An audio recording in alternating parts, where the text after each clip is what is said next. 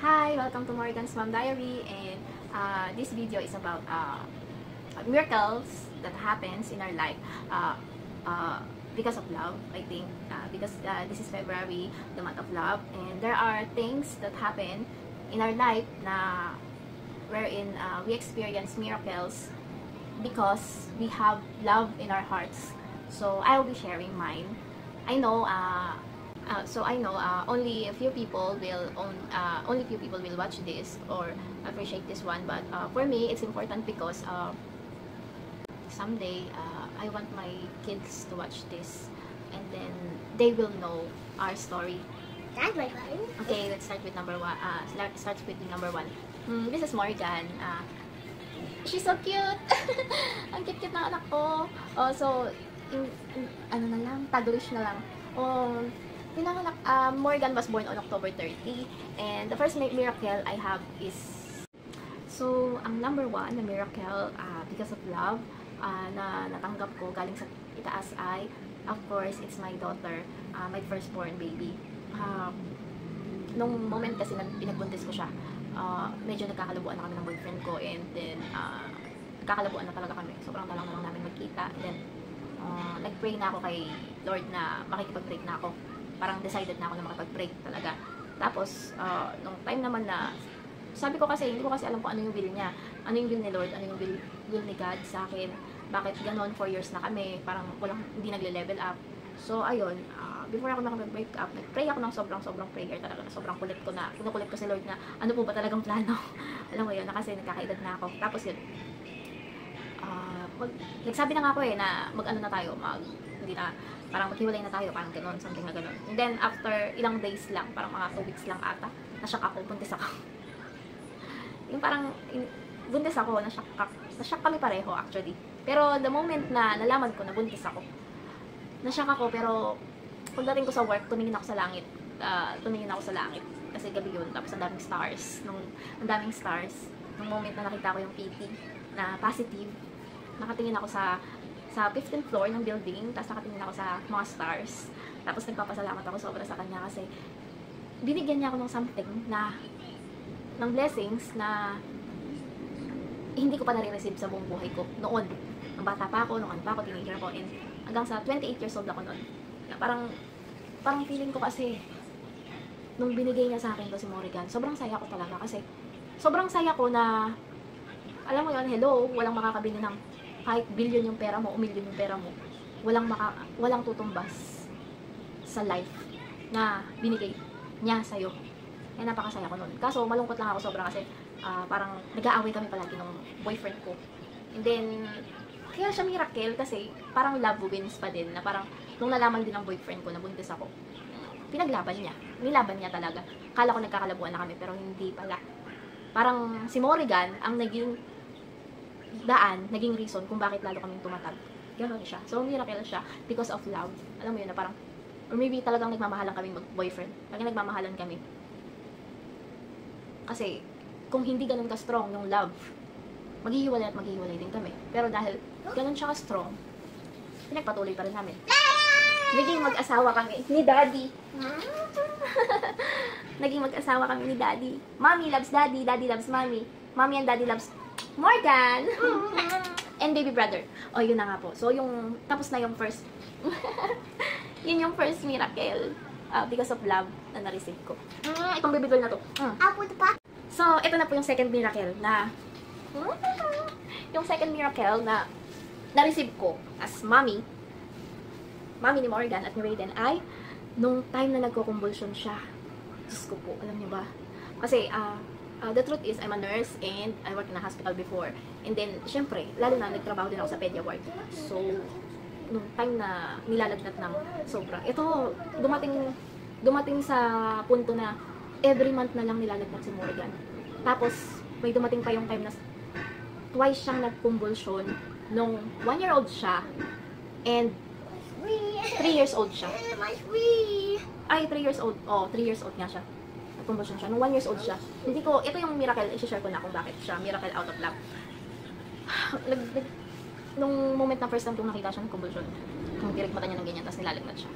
Galing ako ng Chowking nun eh. Binilang ko siya ng makain. Tapos nakita ko, napakain ko siya ng mga healthy na pagkain kapag nilalagnat siya. Kasi yun yung panlaban. And then nakita ko yung anak ko, ano na lang, umitim na yung labi, and then yung eyes niya, nagro-roll na lang ganyan. Oh my God, na-imagine ko pa hanggang ngayon. Tapos red pa yung suot niya nun. Ang cute-cute niya sobra. Tapos pag uwi ko ng bahay, nakita ko ganun. Parang nagko-convulsion siya. So, hinag ko siya ng ganyan. Sabi ko, talagang, tinawag ko na yung name ni Lord. Alam mo yung God Almighty. Sabi ko na ganyan, God Almighty, anong gagawin ko? Sabi ko na, kasi hindi ko talaga alam yung gagawin ko. Para akong tanga.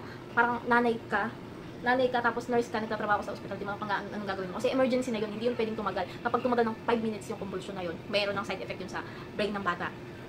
So, ang ginawa ko, alam mo yun, yung parang bigla na lang na pumasok sa isip ko na, bigla na lang may siniksik siya sa isip ko kung anong gagawin ko. Kasi naalala ko, yung nurse dati, yung senior nurse na nagtuturo sa akin sa hospital dati, sa ER, ang gagawin daw kapag daw ganyan, balik ta rin, tsaka kabugin yung likod. Hindi kabug na malakas ha, yung para lang masuka siya. Tapos mawawala yung convulsion niya at yung temperature niya magno-normal. Oh my God. Hindi ko man actually naalala yun. Alam mo yun, parang bigla lang siniksik sa isip ko ni Lord na sobrang tawag ako ng tawag sa kanya. Kay God, na ano po yung gagawin ko, alam mo, sobrang kulit ko. Yung anak ko, sabi ko ganyan. Sabi ko, mahal na mahal ko siya. Alam mo yun na parang, mahal na mahal ko siya, Lord, na humingi ako ng tawad kung ano yung pagkukulang ko. Tapos yun, bigla na lang pag-upo ko ng ganyan, bigla kong, inano yung ano niya, yung likuran niya, hindi na pa ako siya. Dinapa ko siya, tapos tinapik ko yung likod niya. I want to go there. Okay, you can go there, my baby. Look for baby brother. I want to take. Tapos, ayun.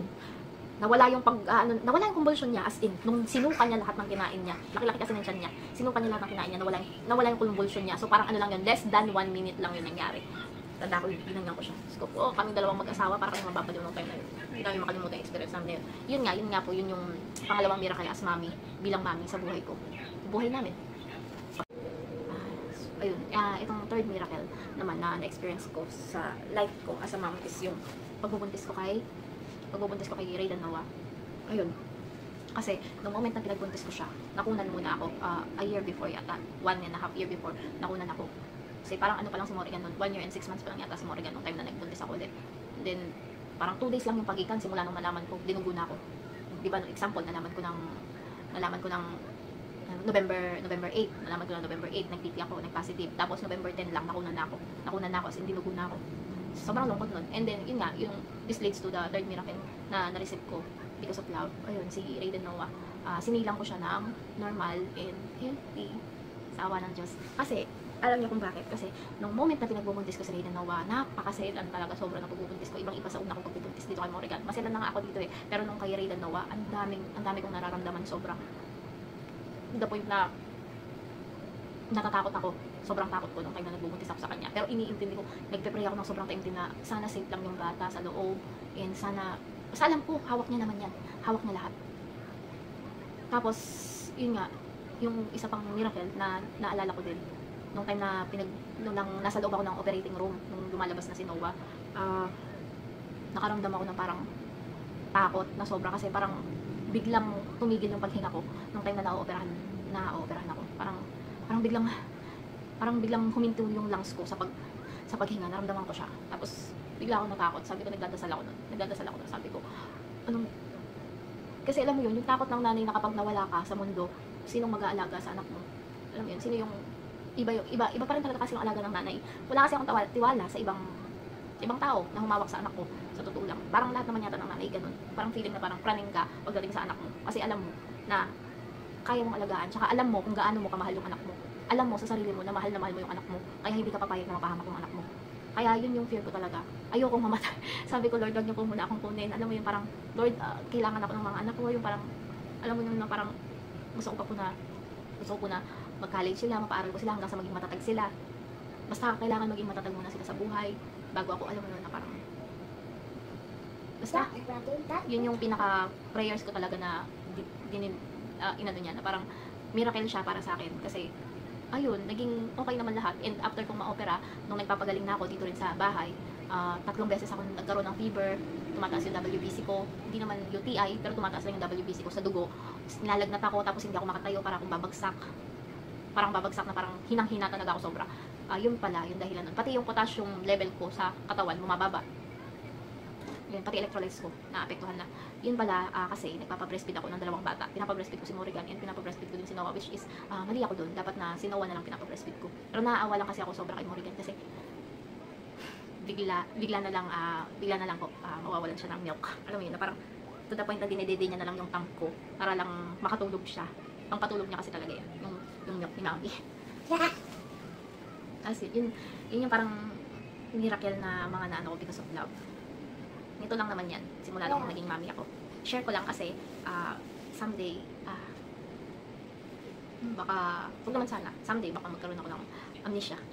Baka mag-ulyanin ako pag tanda ko. At least ngayon nalalaman ko, nare-record ko siya. Yan.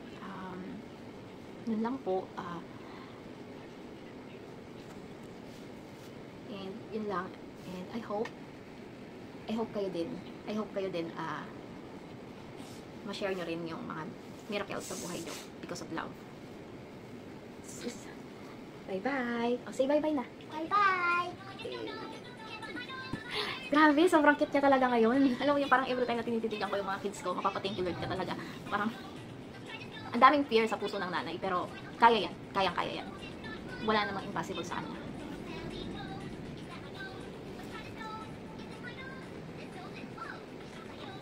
Yun yung life verse ko na pinapaniwalaan. I have faith on that. Sa life verse na yan. Bye-bye!